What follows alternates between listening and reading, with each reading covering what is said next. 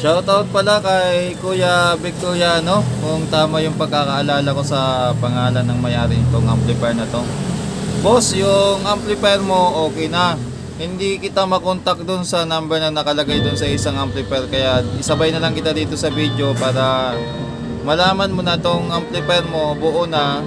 At alam ko minamadali mo to kasi nakailang balik ka dito sa shop, tinatanong mo, at saka sa comment mo din sa mga video, tinatanong mo kung gawa na. Ngayon boss, gawa na tong isang mong amplifier, pwede mo nang kunin. Kung gusto mo, pwede mo kunin bukas, okay naman ako. Okay mga boss, shoutout muna tayo. Shoutout kay Paring Joy Masoy TV, shoutout kay Kuya Gerald Kabakungan ng Mandaluyong, shoutout din kay Kuya Maying Tik Official, shoutout na rin kay Erwin Sancap, at shoutout daw kay Kuya Chestan TV. Si Aji Josaba nagpapa-shoutout din. Si Lupin TV, shoutout din sa iyo. Si Verdugo Nasyon ng Tagig, shoutout. At Orion 2003 TV, shoutout. At mga boss, start na tayo.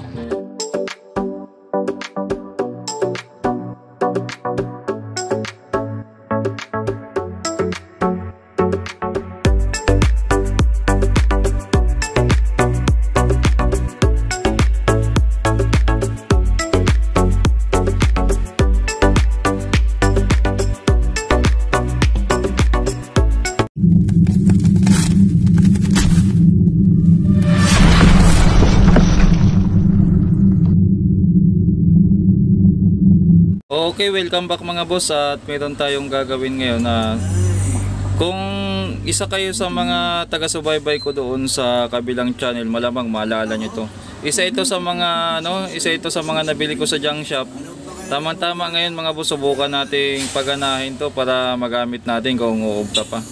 Meron na akong nabiling power supply para dito, ikakabit ko na lang dito sa pinaka-input niya kung gagana.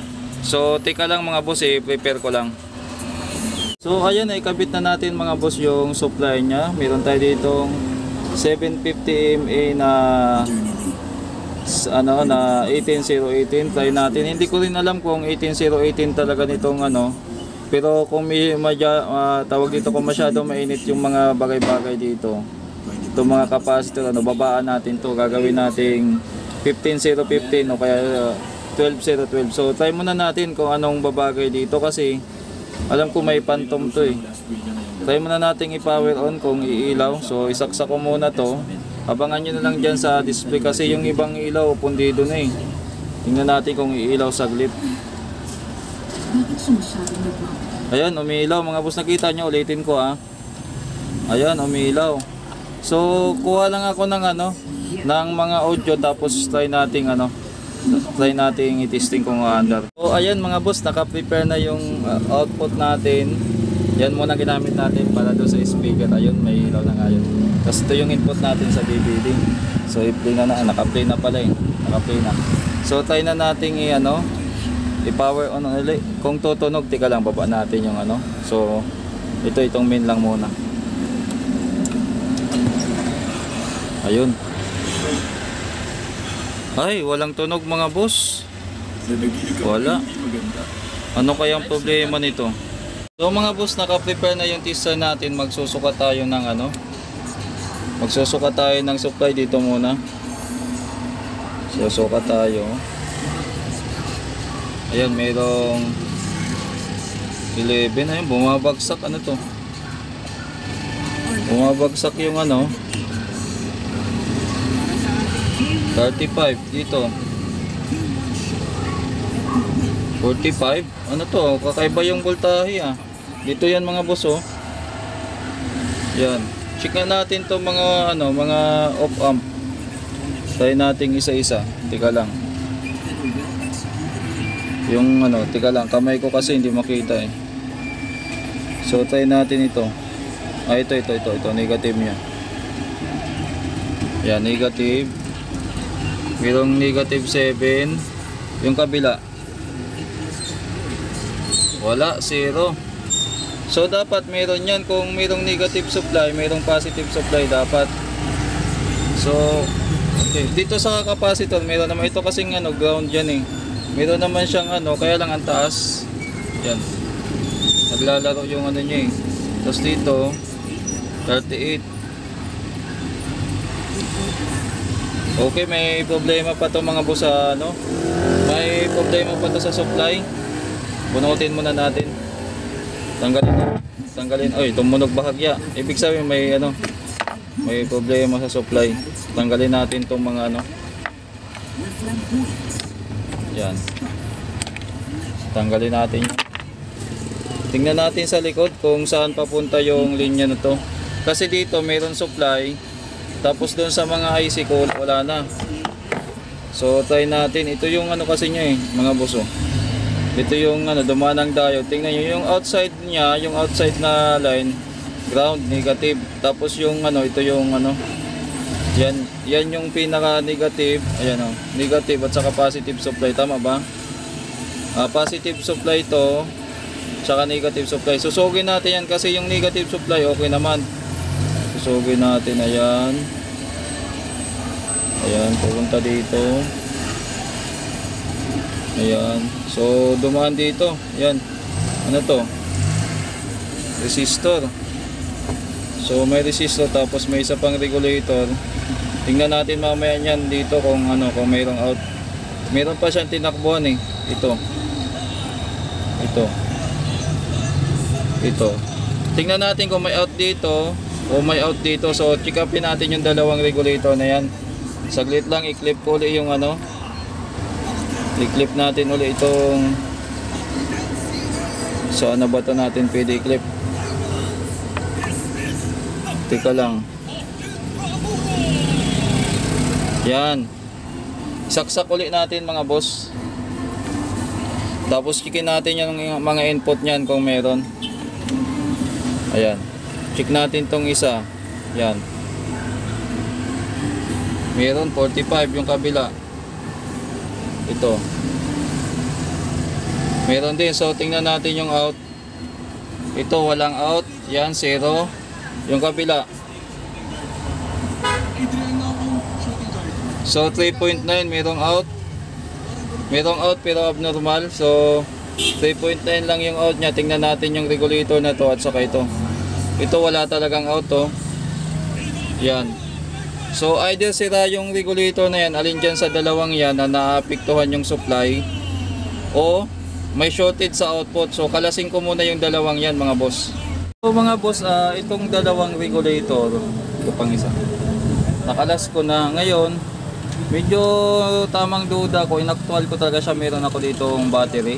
Supplyan natin ng 12 volts para malaman natin kung talagang ano siya, walang out o kaya shorted siya. So gagawin natin, ito yung in nya, yung dulo yung out. So yung body niya ground.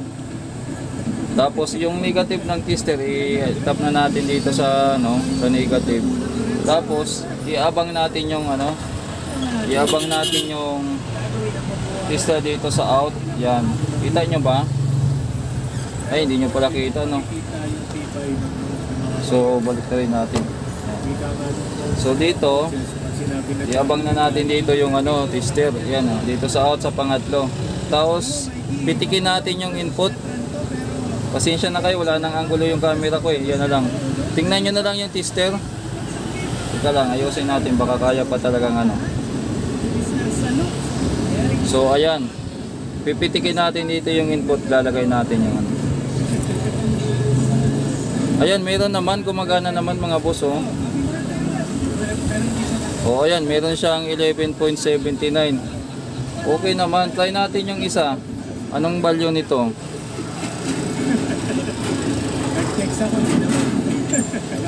Ako lang titingin mga boss, malabo eh. 78.15.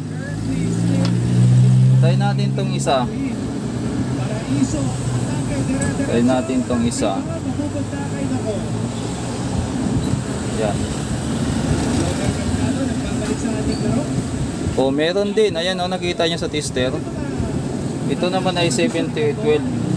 So maaaring ang ano, problema kasi, tika lang. Kasi dito skip natin.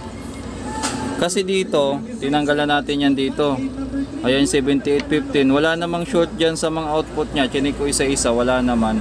Tapos, napansin ko mga boss, pagkatapos natin i-testing kanina, sobrang init nito. Baka maling voltahe yung sinusupply natin dito. Try ko muna tong subukan ko munang maganap ng 12 volts na 12012. Ito kasi 18018. Try ko munang 12012 tapos ibalik natin tong mga regulator din testing tayo ulit. Maghahanap muna ako, kung hindi ngayon baka sa ibang araw pag medyo nabakante tayo ng bahagya. Okay mga boss, so naghanap ako ng transformer na mas mababa doon kasi 18018 ngayon nilagay natin, tapos sobrang init pa niya ngayon.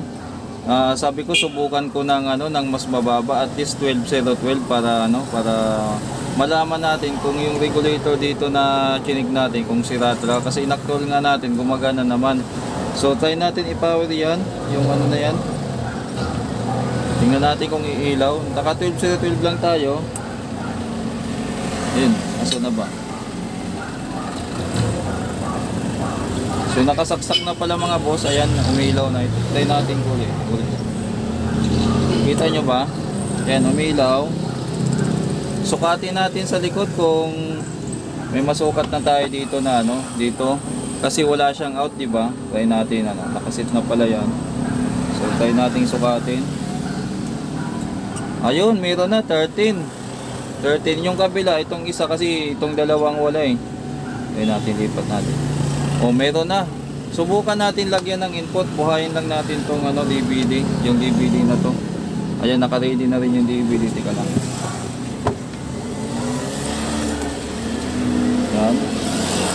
Ano ba itong nakasaksak na isa?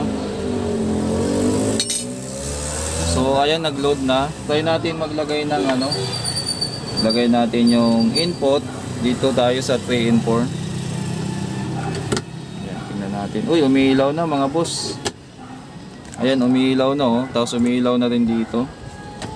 Lagay natin tong baba muna natin ang kasi kanina wala tong eh. Lagay natin, ayan. Volume natin. Tapos yung volume ng 3 and 4. Ayun!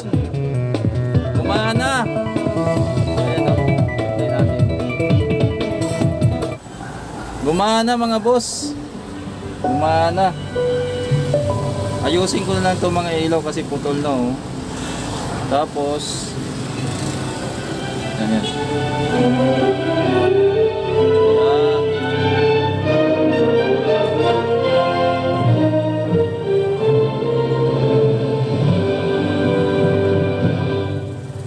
Okay na mga boss.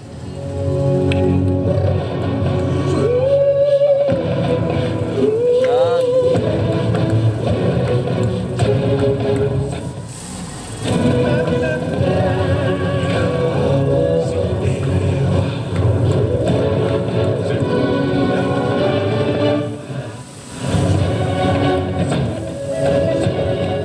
Okay, gumana pa. Try natin sa kabilang linya. Ayos.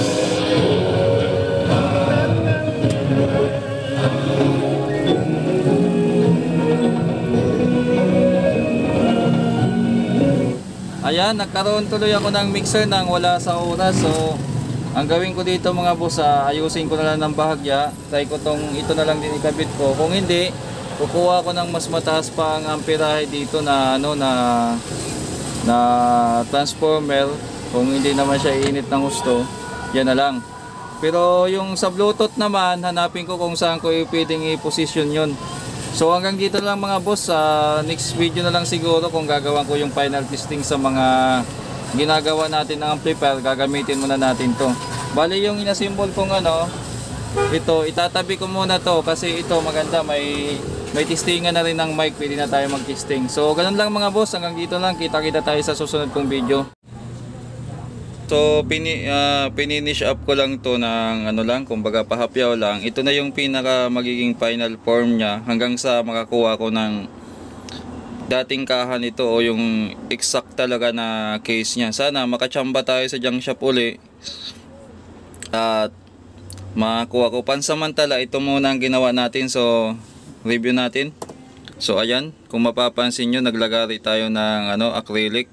Galing yan sa sa likod ng TV. Nilagyan natin ng screw para stable naman. Pati yung pati yung transformer, ayan, naka-screw na rin yan. Tapos itong ganitong itong ganitong design ng ng mixer, may Bluetooth talaga to, kaya hinanap ko yung pinaka-input niya, andyan yung supply niya. So ayan, mapapansin nyo may Bluetooth na tayo dyan.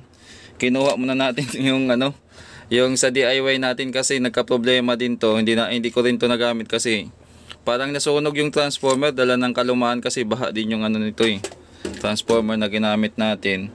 So pinabayaan ko muna dyan yung amplifier nga na assemble ni Kuya, hindi ko na na-testing. Pati yung dito, yung LX20, hindi ko pa na-testing. So ito muna, tinapos ko lang kasi mas malaki ang benepisyo dito pag ito ang gagamitin ko kaysa dun sa DIY. Okay naman yung DIY, kaya lang may mga portion na hindi siya nagma-match. So dito kasi ang magiging lamang nito, meron na akong pang testing ng mic kung may nire-repair akong mic. Tapos meron na rin akong balance out kung may repair akong power amplifier. Tapos yung normal na out, yung RCA pag mga integrated amp. Tapos may Bluetooth na rin. So isang salpak na lang, kumbaga isang buhat na lang, okay na to, good to go. So na ba to, anong na yan, testing natin, okay na yan, gumagana na. So nakakabit talaga to sa 3-in-4. Tinignan ko yung niya, ayan, okay na siya. Yan, okay na. Okay. So isandal natin para maganda. Naka-screw din pala yan mga boss. So naubos ko yung isang balot na spacer na binili ko. Nilagyan natin ng ng mga dyan. So try nating isandal. Lagyan na lang natin ng stand para kunyari siya, siguro nakaganyan. O hanapan ko to ng position. Yan na yung magiging final form niya. Yan, volume natin.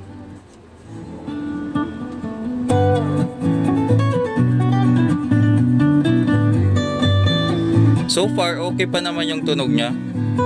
Pwede pa siya. Yan. So hanggang dito na lang mga boss at maraming salamat.